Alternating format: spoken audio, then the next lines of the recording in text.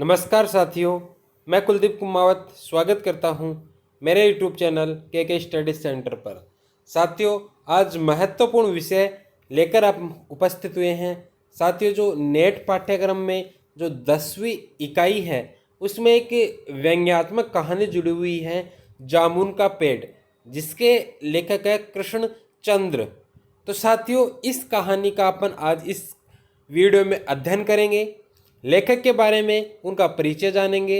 इसके अलावा इस कहानी का अपन संक्षिप्तीकरण, समीक्षा आदि बातों पर अपन ध्यान देंगे। साथियों, बहुत ही महत्वपूर्ण कहानी है, परीक्षा की दृष्टि से अत्यधिक उपयोगी है।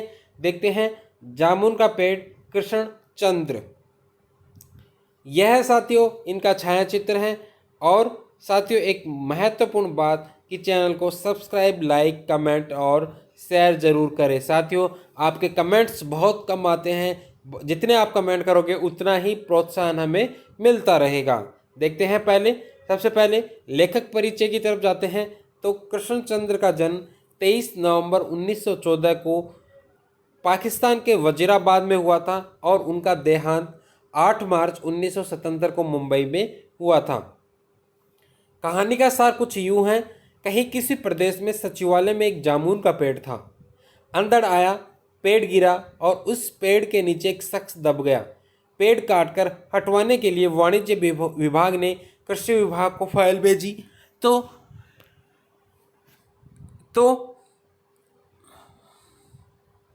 कृषि विभाग ने उद्यान विभाग को भेज दी। 4-5 विभागों में फाइल घूमते हुए प्रधानमंत्री तक पहुंची। इस बीच दबा हुआ शख्स मर गया। नौकरशाही पर तंज कसती एक और आज के माहौल में उतनी ही सटीक बैठती है कहानी कृष्णचंद्र ने लिखी है। साथियों, व्यंग्यात्मक कहानी है जिसमें जो काम दिया जाता है या जो भी काम होता है या जो भी जनता का हित के लायक जो काम होता है, उस हित के लायक हित वाले काम को या जनता के हित के लिए जो काम होता है उस काम को अलग अलग विभाग उस सिर्फ टालते रहते हैं और बात प्रधानमंत्री तक पहुंच जाती है। तब तक वह जो व्यक्ति है जिसको उस सुविधा चाहिए होती है, वह सुविधा उसको आवश्यकता तब तक नहीं रहती।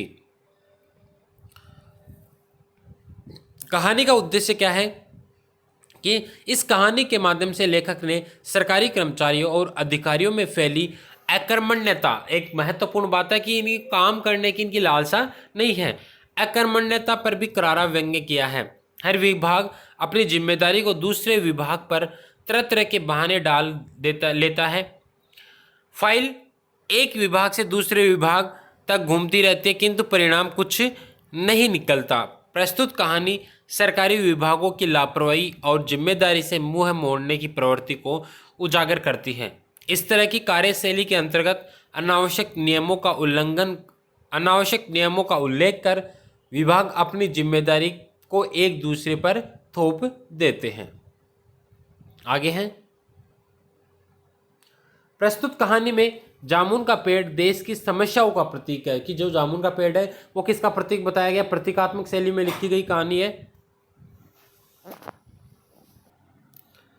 और उसके नीचे दबा व्यक्ति देश का आम नागरिक है। कहने का आशय है कि जो जामुन का पेड़ है वह समस्याओं का प्रतीक है और उसके नीचे जो व्यक्ति है जो आम नागरिक है, जिसके ऊपर अनेकों तरह की समस्याएं हैं लेकिन उनका कोई समाधान नहीं है। और समाधान जब ढूंढा जाता है तो सिर्फ एक व्यक्ति या एक विभाग दूसरे विभाग पर या दूसरे व्यक्ति पर टालता रहता है, जो किसी न किसी बोझ तले दबा हुआ है और छटपटा रहा है। वहीं दूसरी ओर देश की शासन व्यवस्था को चलाने वाला सरकारी कर्मचारी वर्ग अपने को आम भारतीयों के ऊपर शासक करने वाला स्वामी समझता है और अपने अधिकारों और सुविधाओं के लिए यह वर्ग जितना सचेष्ट रहता है, आम जनता के हितों, जरूरतों और अपेक्षाओं के प्रति उतना ही उदासीन रहता है। कहानी में जामुन के पेड़ के नीचे दबा व्यक्ति सरकारी कर्मचारियों की उदासीनता और लापरवाही के कारण दम तोड़ता है। अतः कहानी का शीर्षक सार्थक एवं उपयुक्त है। आगे देखते हैं। अब बात करें लेखक की रचनाओं की, तो इनके उपन्यास इन्होंने लिखे हैं। यह उर्दू और हिंदी दोनों में इनका समान अधिकार था। इनके उपन्यास है एक गधे की आत्मकथा, बहुत ही चर्चित उपन्यास है।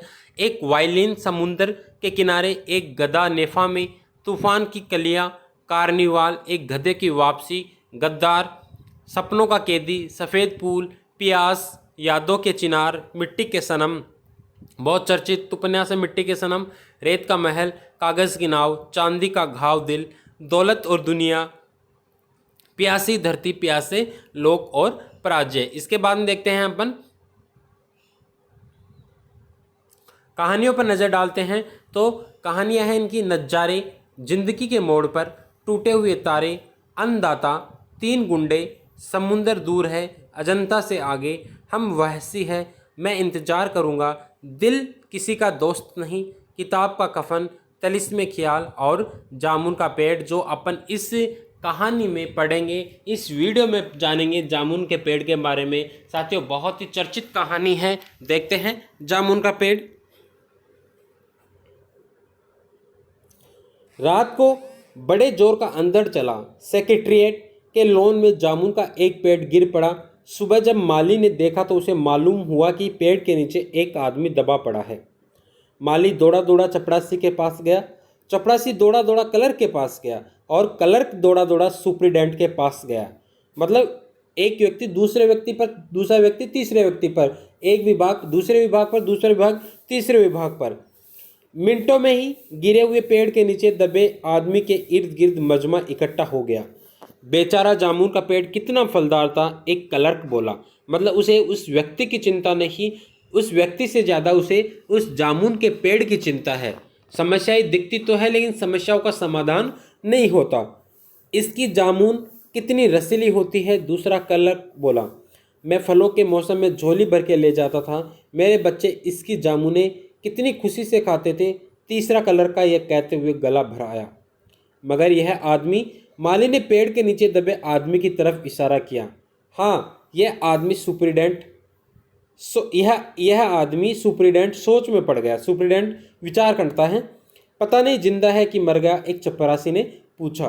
मर गया होगा, इतना भारी तना जिसकी पेट पर गिरे वह कैसे बच सकता है? दूसरा चपरासी बोला। नहीं, मैं जिंदा हूँ, दबे हुए आदमी ने बमुश्किल कराते हुए कहा। जिंदा है? एक क्लर्क ने हैरत से कहा। पेड़ को हटाकर इसे निकाल दीजिए, माली ने मशवरा दिया। मुश्किल मालूम होता है, एक काहिल और मोटा चपरासी बोला। पेड़ का तना बहुत भारी और वजनी है, क्या मुश्किल है? माली बोला। अगर सुप्रीडेंट साहब हुक्म दे तो अभी 15-20 माली, चपरासी और क्लर्क जोर लगा के पेड़ के नीचे दबे आदमी को निकाल सकते हैं। माली ठीक कहता है। बहुत से क्लर्क एक साथ बोल पड़े। लगाओ जोर, हम तैयार हैं। एकदम बहुत से लोग पेड़ को काटने पर तैयार हुए। ठहरो, सुप्रीडेंट बोला, मैं अंडर सेक्रेटरी से मशविरा कर लूँ। सुप्रीडेंट अंडर सेक्रेटरी के पास गया। अंडर सेक्रेटरी डिप्टी सेक्रेटरी के पास गया। डिप्टी सेक्रेटरी जॉइंट सेक्रेटरी के पास गया। जॉइंट सेक्रेटरी चीफ सेक्रेटरी के पास गया। चीफ सेक्रेटरी ने जॉइंट सेक्रेटरी से कुछ कहा। जॉइंट सेक्रेटरी ने डिप्टी सेक्रेटरी से कुछ कहा। डिप्टी सेक्रेटरी ने अंडर सेक्रेटरी से कुछ कहा। फाइल चलती रही, इसी में आधा दिन गुजर गया। मतलब सेक्रेटरी विभिन्न तरह के विचार करके एक दूसरे पर बात को टालते रहे। दोपहर को खाने पर दबे हुए आदमी के इर्द गिर्द बहुत भीड़ हो गई थी। लोग तरह तरह की बातें कर रहे थे। कुछ मनचले क्लर्कों ने मामलों को अपने हाथ में लेना चाहा। वह हुकूमत के फैसले का इंतजार किए बगैर पेड़ को खुद से हटाने की तैयारी कर रहे थे। इतने में सुप्रीडेंट फाइल लिए भागा भागा आया। बोला, हम लोग खुद से इस पेड़ को यहाँ से नहीं हटा सकते। हम लोग वाणिज्य विभाग के कर्मचारी हैं और यह पेड़ का मामला है। पेड़ कृषि विभाग के तहत आता है। मतलब वाणिज्य विभाग के व्यक्तियों ने किस पर टाल दिया? कृषि विभाग के कर्मचारियों पर बात को टाल दी। इसलिए मैं इस फाइल को अर्जेंट मार्क करके कृषि विभाग को भेज रहा हूँ। वहाँ से जवाब आते ही इसको हटवा दिया जाएगा। मतलब जो कर्मचारी हैं उन कर्मचारियों की अकर्मण्यता को यहाँ पर दिखाया जा रहा है और बताया जा रहा है कि वह कितने सरकारी माहौल में इस तरह ढल चुके हैं कि उनकी जो काम करने की जो लालसा है वह खत्म हो चुकी है। आगे देखते हैं।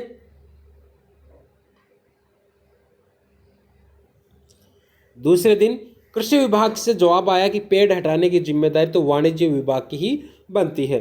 यह जवाब पढ़कर वाणिज्य विभाग को गुस्सा आया। उन्होंने फौरन लिखा कि पेड़ों को हटवाने या न हटवाने की जिम्मेदारी कृषि विभाग की है। वाणिज्य विभाग का इस मामले से कोई ताल्लुक नहीं है। दूसरे दिन भी फाइल चलती रही। शाम को जवाब आ गया, हम इस मामले को हार्टिकल्चर विभाग के सुपुर्द कर रहे हैं क्योंकि यह एक फलदार पेड़ का मामला है।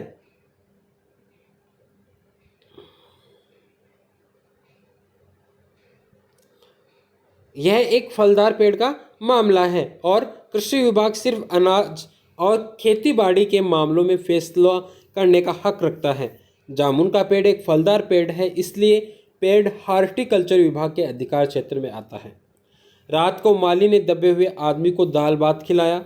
हालांकि लॉन के चारों तरफ पुलिस का पहरा था कि कई लोग कानून को अपने हाथ में लेकर पेड़ को खुद से हटवाने की कोशिश न करें, कि कानून देख रेख तो कर रहा था लेकिन कानून को आड़े हाथों जनता न ले ले। मगर एक पुलिस कांस्टेबल को रहम आ गया और उसने माली को दबे हुए आदमी को खाना खिलाने की इजाज़त दे दी। माली ने दबे हुए आदमी से कहा, तुम्हारी फाइल चल रही है, उम्मीद है कि कल तक फैसला हो जाएगा। दबा हुआ आदमी कुछ न बोला। माली ने पेड़ के तने को गौर से देखकर कहा, अच्छा है तना तुम्हारे कूल्हे पर गिरा, अगर कमर पर गिरता तो रीढ़ की हड्डी टूट जाती। दबा हुआ आदमी फिर भी कुछ न बोला। माली ने फिर कहा, तुम्हारा यहाँ कोई वारिस हो तो मुझे उसका अता पता बताओ, मैं उसे खबर देने की कोशिश करूँगा। मैं लावारिस हूँ, दबे हुए आदमी ने बड़ी मुश्किल से कहा। माली अफसोस जाहिर करता हुआ वहाँ से हट गया। तीसरे दिन हार्टिकल्चर विभाग से जवाब आ गया। बड़ा कड़ा जवाब लिखा गया था। काफ़ी आलोचना के साथ उससे हार्टिकल्चर विभाग का सेक्रेटरी साहित्यिक मिजाज का आदमी मालूम होता था।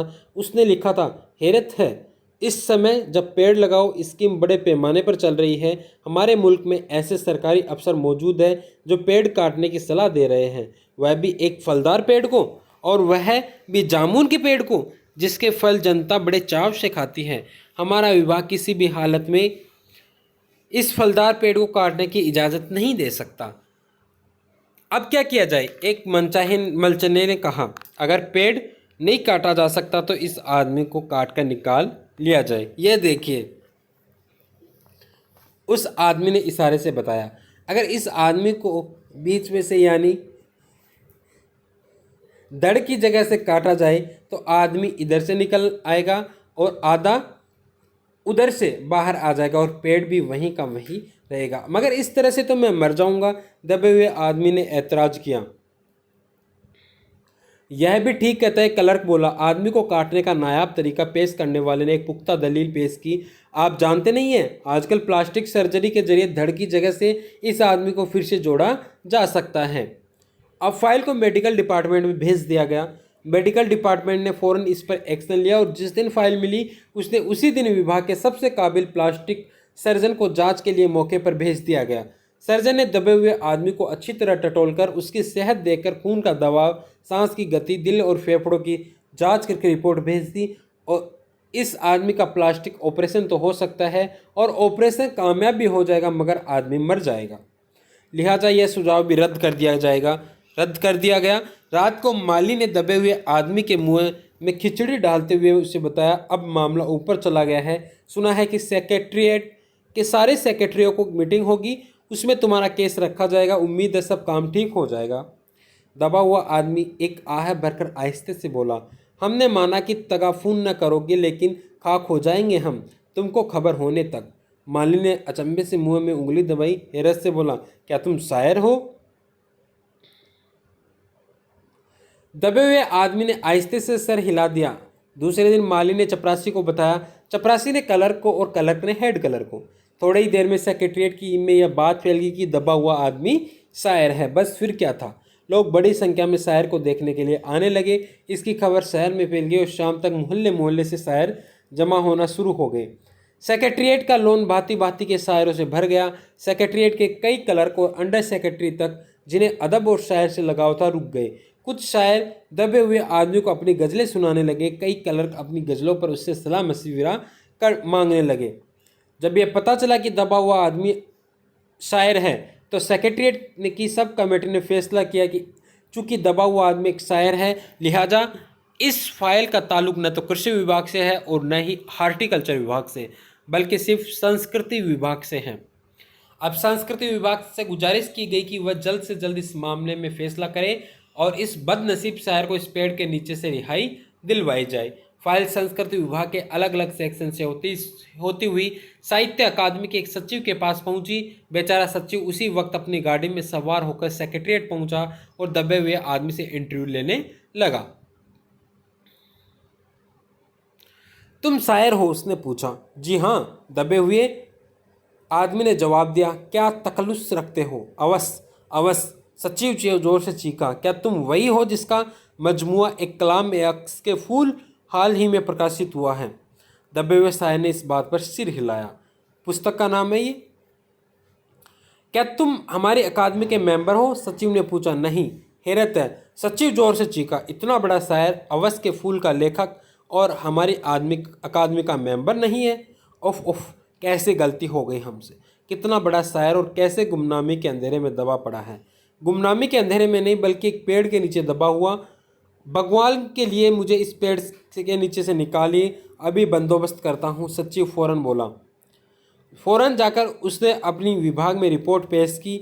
दूसरे दिन सचिव भागा भागा शायर के पास आया और बोला, मुबारक हो, मिठाई खिलाओ, हमारी सरकारी अकादमी ने तुम्हें अपनी साहित्य समिति का सदस्य चुन लिया है। ये लो ऑर्डर की कॉपी, मगर मुझे इस पेड़ के नीचे से तो निकालो, दबे हुए आदमी ने कराकर कहा। उसकी सांस बड़ी मुश्किल से चल रही थी और उसकी आंखों से मालूम होता है कि वह बहुत कष्ट में है। यह हम नहीं कर सकते, सचिव ने कहा। जो हम कर सकते थे वह हमने कर दिया, बल्कि हम तो यहाँ तक कर सकते हैं कि अगर तुम मर जाओ तो तुम्हारी बीवी को पेंशन दिला सकते हैं। अगर तुम आवेदन दो तो हम यह भी कर सकते हैं। मैं अभी जिंदा हूँ। शायर रुक रुक कर बोला, मुझे जिंदा रखो। मुसीबत यह है, सरकारी अकादमी का सचिव हाथ मलते हुए बोला, हमारा विभाग सिर्फ संस्कृति से ताल्लुक़ रखता है। आपके लिए हमने वन विभाग को लिख दिया है, अर्जेंट लिखा है। शाम को माली ने आकर दबे हुए आदमी को बताया कि कल वन विभाग के आदमी आकर इस पेड़ को काट देंगे और तुम्हारी जान बच जाएगी। माली बहुत खुश था। हालांकि दबे हुए आदमी की सेहत जवाब दे रही थी, मगर वह किसी न किसी तरह अपनी ज़िंदगी के लिए लड़े जा रहा था। कल तक सुबह तक किसी न किसी तरह उसे जिंदा रहना है। दूसरे दिन जब वन विभाग के आदमी आरी कुल्हाड़ी लेकर पहुंचे तो उन्हें पेड़ काटने से रोक दिया गया। मालूम हुआ कि विदेश मंत्रालय से हुक्म आया है कि इस पेड़ को न काटा जाए। वजह यह थी कि इस पेड़ को 10 साल पहले पिटोनिया के प्रधानमंत्री ने सेक्रेटरीट के लोन में लगाया था। अब यह पेड़ अगर काटा गया तो इस बात का पूरा अंदेशा है कि पिटोनिया सरकार से हमारा संबंध हमेशा के लिए बिगड़ जाएंगे। मगर एक आदमी की जान का सवाल है, एक क्लर्क गुस्से में चिल्लाया। दूसरी तरफ दो हुकूमतों के ताल्लुकात का सवाल है। दूसरे क्लर्क ने पहले क्लर्क को समझाया, और यह भी तो समझ लो कि पिटोनिया सरकार हमारी सरकार को कितनी मदद देती है। क्या हम इनकी दोस्ती की खातिर एक आदमी की ज़िंदगी को भी कुर्बान नहीं कर सकते? शायर को मर जाना चाहिए। बिल्कुल। अंडर सेक्रेटरी ने सुप्रीडेंट को बताया, आज सुबह प्रधानमंत्री दौरे से वापस आ गए हैं, मगर आज 4 बजे विदेश मंत्रालय इस पेड़ की फाइल उनके सामने पेश करेगा। वो जो फैसला देंगे वही सबको मंजूर होगा। शाम 4 बजे खुद सुप्रीडेंट शायर की फाइल लेकर उसके पास आया। सुनते हो? आते ही खुशी से फाइल लहराते हुए चिल्लाया, प्रधानमंत्री ने पेड़ का काटने का हुक्म दे दिया है और इस मामले की सारी अंतर्राष्ट्रीय जिम्मेदारी अपने सिर पर ले ली है। कल ये पेड़ काट दिया जाएगा और तुम इस मुसीबत से छुटकारा पालोगे। सुनते हो, आज तुम्हारी फाइल मुकम्मल हो गई है। सुप्रीडेंट ने शायर के बाजू को हिलाकर कहा। मगर शायर का हाथ सर्द था, आंखों की पुतलियां बेजान थी। शायर अर्थात वह मर चुका था और चींटियां एक लंबी कतार उसके मुंह में जा रही थी। उसकी ज़िंदगी की फाइल मुकम्मल हो चुकी थी। मतलब एक विभाग से दूसरे विभाग पर फाइल डाली जाती है, लेकिन काम किसी के द्वारा भी नहीं किया जाता। अंत में खबर प्रधानमंत्री तक पहुंचती है और प्रधानमंत्री के द्वारा पेड़ को काटने की सलाह दी जाती है। और तब तक उस शायर या उस व्यक्ति की मृत्यु हो चुकी थी। इस प्रकार कहानी में बहुत ही ट्विस्ट है, बहुत ही शानदार कहानी है साथियों। शेयर करें, लाइक करें। धन्यवाद।